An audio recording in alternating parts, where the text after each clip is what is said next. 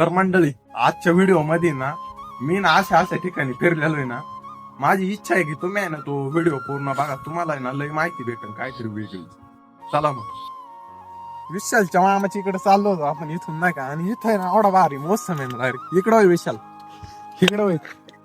हे पाहिजे वर डोंगर ते दाखव रे बघ. मी इकडे आहे ना इकडे एवढं इकडे मागे. तर मंडळी आपण आहे ना का आता पुढे आलेलो आहे भरपूर. आणि का इकडं इथं एक डोंगर आहे, राघोजी बांगरे, आद्य क्रांतीवीर नाही का राघोजी बांगरे. त्यांचे वडील त्या डोंगरावर राहत होते ना. तिथं गुहा आहे त्यांची. आणि तिथं जे काय एक यांची पिंड आहे म्हणजे नाही का महाराजची पिंड आहे. तर या इकडं आता इथं आपल्याला नाही का वाघोबाचं मंदिर म्हणून इथं ओळखलं जाते.